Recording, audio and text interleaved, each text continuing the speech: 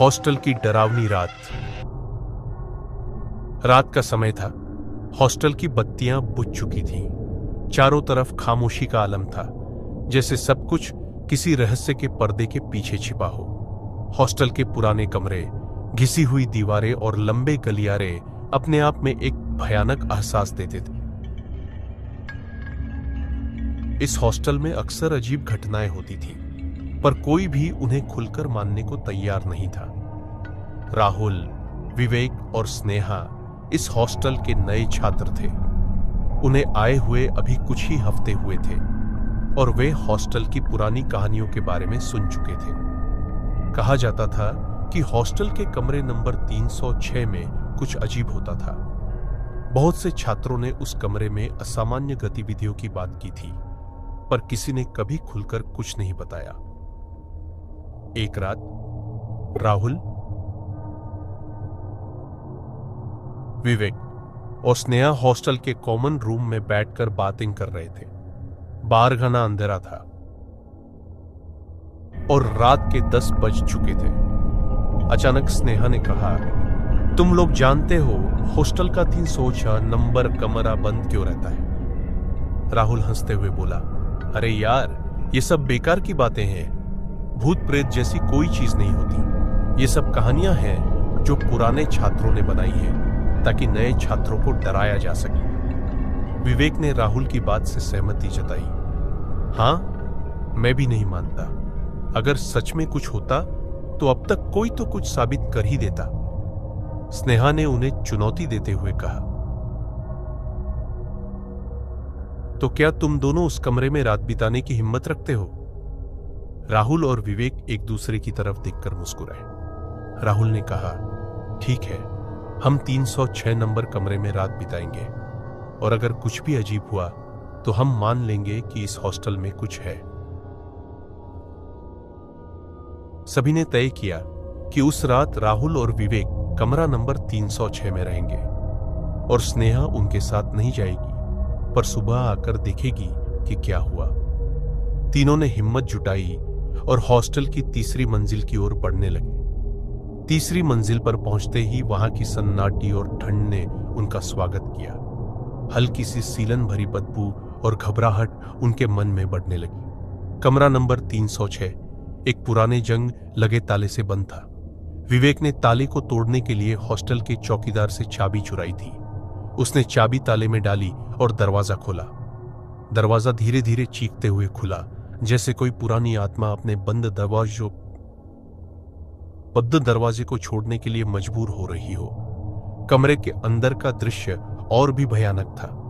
दीवारें फटी हुई, फर्श पर धूल और जाले फैले हुए थे। कमरे का माहौल इतना भारी था कि वे दोनों अंदर घुसते ही असहज महसूस करने लगे। कुछ नहीं है यहां, राहुल ने कहा, यह सब मन का भ्रम है। वे दोनों अंदर चले गए और दरवाजा बंद कर दिया। कमरे में सिर्फ एक टूटी हुई खिड़की से हल्की चांदनी आ रही थी। बाकी सब कुछ अंधकार में डूबा हुआ था। कमरे में एक पुराना पलंग था जिसकी लकड़ी टूटने के कगार पर थी। राहुल और विवेक पलंग पर बैठ गए और समय बिताने के लिए आपस में बातें करने लगे। लगभग आधे घंटे बाद एक अजीब आवाज सुनाई दी। यह एक हल्की सी खुरचने की आवाज थी, जैसे कोई फर्श पर अपने नाखून घसीट रहा हो। राहुल ने इसे हवा का असर मानकर अनदेखा कर दिया, पर विवेक के चेहरे पर डर साफ झलकने लगा। तुमने वो आवाज सुनी? विवेक ने डरते हुए पूछा। हां, लेकिन ये कुछ नहीं है। राहुल ने उसे सांत्वना दी। ये पुरानी इमारत है, आवाजें आना स्वाभाविक है। लेकिन कुछ ही मिनट बाद आवाज फिर से आने लगी और इस बार और तेज थी। वे दोनों खामोश होकर उस दिशा की तरफ देखने लगे जहां से आवाज आ रही थी। आवाज अब साफ हो गई थी, जैसे कोई पास ही फर्श पर चल रहा हो। विवेक ने राहुल की तरफ देखा। कुछ तो गड़बड़ है। राहुल ने अपने डर को छिपाते हुए कहा, हमें कुछ नहीं होगा, चलो देखते हैं। वे दोनों धीरे धीरे कमरे के उस कोने की तरफ बढ़े जहां से आवाज आ रही थी। कोने में एक पुरानी अलमारी थी जो कबाड़ से भरी हुई थी। राहुल ने कांपते हुए अलमारी का दरवाजा खोला। अलमारी के अंदर कुछ भी नहीं था, पर अचानक ही वहां से एक तेज हवा का झोंका निकला और कमरे के दरवाजे पर जोर से धक्का मारा। दरवाजा अपने आप बंद हो गया। कमरे में अब एक अजीब सी ठंडक फैलने लगी थी और फर्श पर हल्की हल्की खरोंचों के निशान बनने लगे। राहुल और विवेक का दिल जोर जोर से धड़कने लगा। वे दोनों अब उस कमरे में फंसे हुए महसूस कर रहे थे। अचानक कमरे की दीवारों पर हल्की सी दस्तक सुनाई देने लगी। ऐसा लगा जैसे कोई दीवारों के पीछे से उन्हें पुकार रहा हो। विवेक का चेहरा सफेद पड़ गया और उसने राहुल का हाथ कसकर पकड़ लिया। कुछ है, विवेक ने कांपते हुए कहा। हमें यहां से निकलना होगा। राहुल ने भी अब डर महसूस किया। वे दरवाजे की तरफ भागे, पर दरवाजा अंदर से बंद हो चुका था। वे उसे धक्का मारकर खोलने की कोशिश कर रहे थे, पर वह हिल भी नहीं रहा था।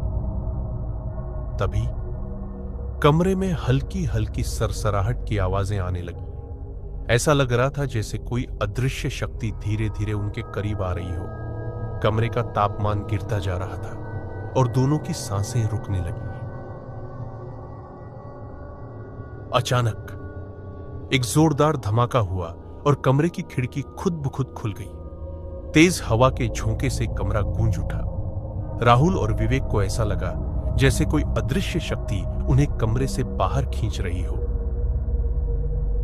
अगली सुबह स्नेहा ने देखा कि कमरे का दरवाजा खुला हुआ था। उसने अंदर जाकर देखा कि राहुल और विवेक फर्श पर बेहोश पड़े थे। उनकी हालत बहुत खराब थी और उनके चेहरे पर गहरा डर साफ झलक रहा था। हॉस्टल के किसी भी छात्र ने फिर कभी कमरा नंबर 306 में जाने की हिम्मत नहीं की, लेकिन अब हर कोई जानता था कि उस कमरे में कुछ है, कुछ ऐसा जिसे इंसानी समझ से परे है।